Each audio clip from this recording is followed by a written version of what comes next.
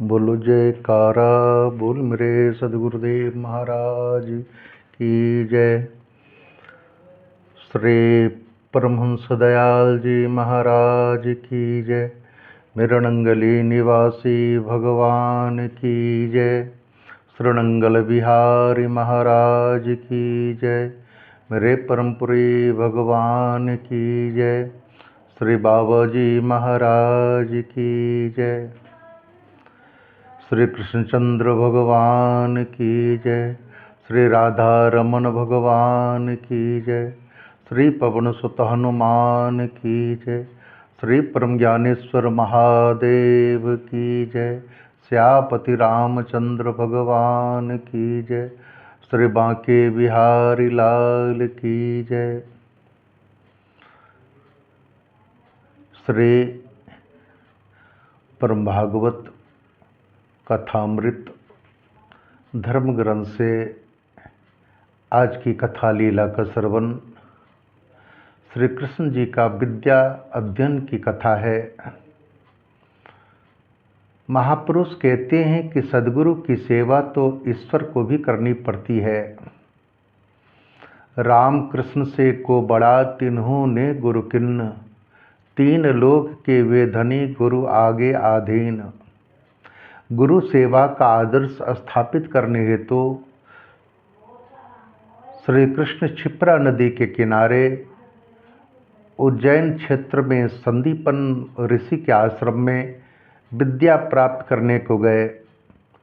सुपात्र संत सद्गुरु की सेवा के बिना ईश्वर की कृपा प्राप्त नहीं हो सकती। किसी तपस्वी ब्रह्मनिष्ठ पवित्र संत की धन तन मन से सेवा करोगे तो उनके अंदर के आशीर्वाद मिलेंगे। मनुष्य के लिए ऐसी संत सेवा आवश्यक है। सेवा द्वारा प्राप्त विद्या सफल होती है। पुस्तक से पढ़कर प्राप्त विद्या ज्ञान धन और प्रतिष्ठा दिला सकती है, किंतु मन को शांति नहीं दे सकती। संत न केवल बोलकर किंतु मौन रहकर भी उपदेश देते हैं। संतों का प्रत्येक व्यवहार ज्ञान और भक्ति से भरा हुआ होता है। केवल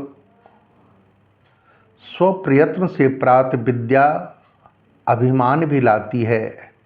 पवित्र संत सद्गुरु की सेवा करके प्राप्त की गई विद्या विनय और विवेक लाती है।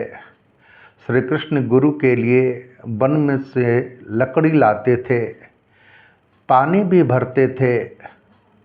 प्राचीन काल के सद्गुरु विरक्त थे, सो उनके शिष्य भी वैसे बन पाते थे।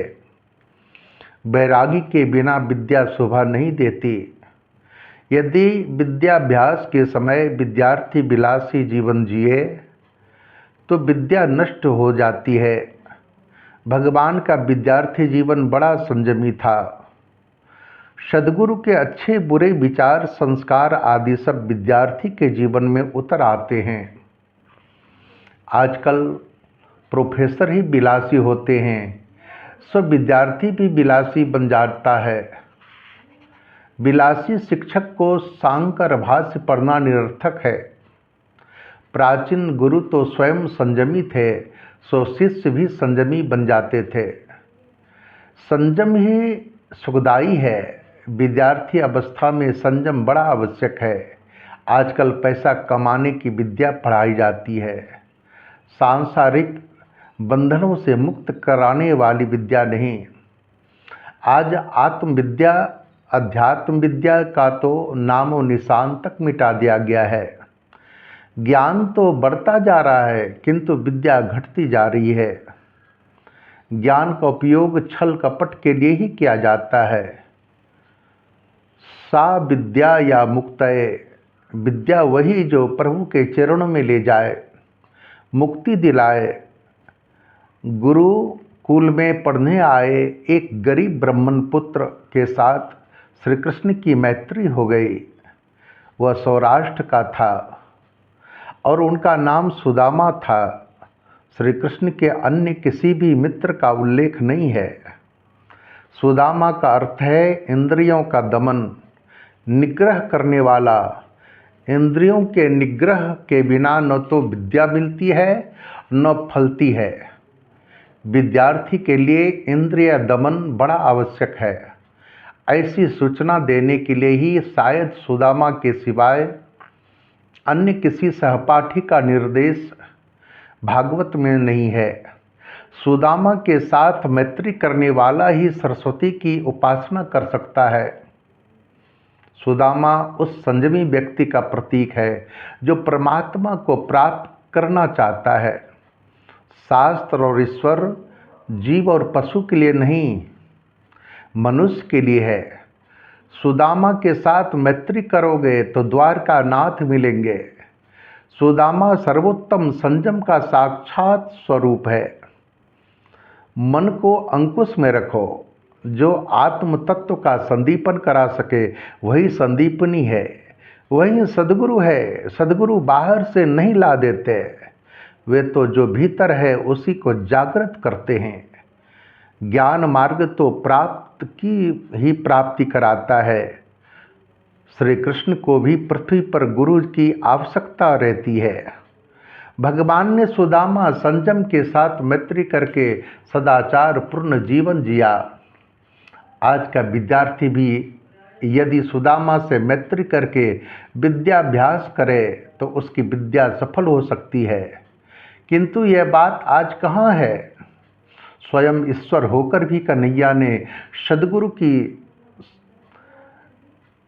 सेवा करके समाज के सामने एक आदर्श स्थापित किया।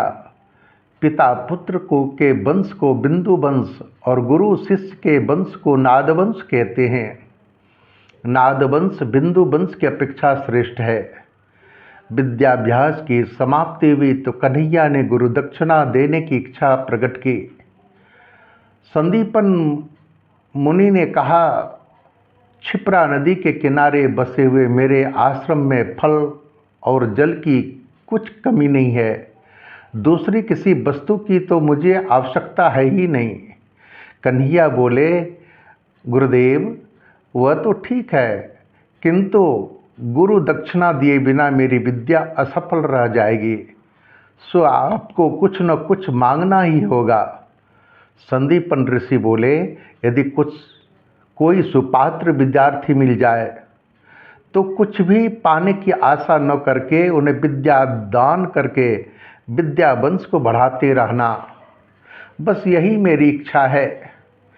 कृष्ण ने सद्गुरु के वचन का पूर्णतः पालन किया। उन्होंने अर्जुन को युद्ध क्षेत्र में गीता का दिव्य ज्ञान भी दिया, किंतु उसे लिया तो कुछ नहीं। उन्होंने न केवल अर्जुन को ज्ञान दिया अपितु उसकी और उसके अश्वों की भी सेवा की। महाभारत में लिखा है कि रात्रि के समय श्रांत अर्जुन सो जाता था तो कृष्ण उसकी सेवा करते थे और घोड़ों की भी देखभाल करते थे। घोड़ों के घावों की महरम पट्टी भी करते थे। अर्जुन श्री कृष्ण को अपना सद्गुरु मानता था।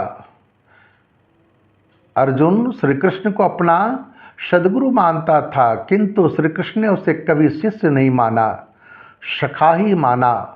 ज्ञानोपदेश तो दिया, किंतु गुरु दक्षिणा या कोई बदला नहीं मांगा। गुरु को निरपेक्ष होना चाहिए और शिष्य निष्काम। किंतु आजकल तो छोटे बड़े सभी लोग दो दो हाथों से सब कुछ बटोरना चाहते हैं।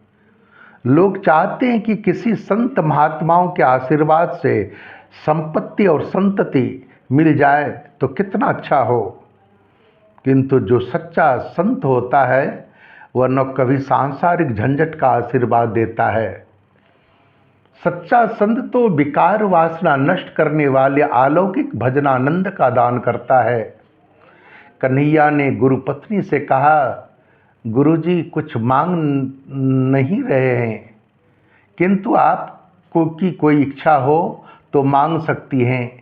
गुरु पत्नी बोली, मेरा एक पुत्र था, सो प्रभास यात्रा के समय समुद्र में बह गया था।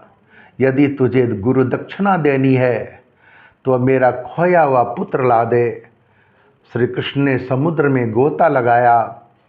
वहाँ से उनको 5 जन्य शंख भी प्राप्त हुआ और गुरुपुत्र भी। वे मुरलीधर थे, अब शंखधारी बन गए। पुत्र मिलने से गुरु दंपति प्रसन्न हो गए और उन्होंने आशीर्वाद दिया, बेटे तेरे मुख में सरस्वती और चरणों में लक्ष्मी का वास होगा और तेरी कीर्ति विश्वव्यापी हो जाएगी। मेरी विद्या के वंश को बढ़ाते रहना। गोपियों ने भी भगवान से कुछ नहीं मांगा, सो वे स्वयं उनके ऋणी रहे। भगवान से कुछ कभी मत मांगो। भगवान की गोकुल लीला 11 वर्षों की थी, मथुरा लीला 14 वर्षों की और द्वारका लीला 100 वर्षों की थी। वे पृथ्वी पर 125 वर्षों तक सशरीर रहे थे। विद्या अभ्यास समाप्त करके श्री कृष्ण मथुरा आए और यादवों को परम आनंद हुआ। मथुरा की राजप्रसाद में भगवान ने निवास किया। बोलो श्री सद्गुरुदेव भगवान की जय। श्री राधा रमन भगवान की जय। साचे दरबार की जय।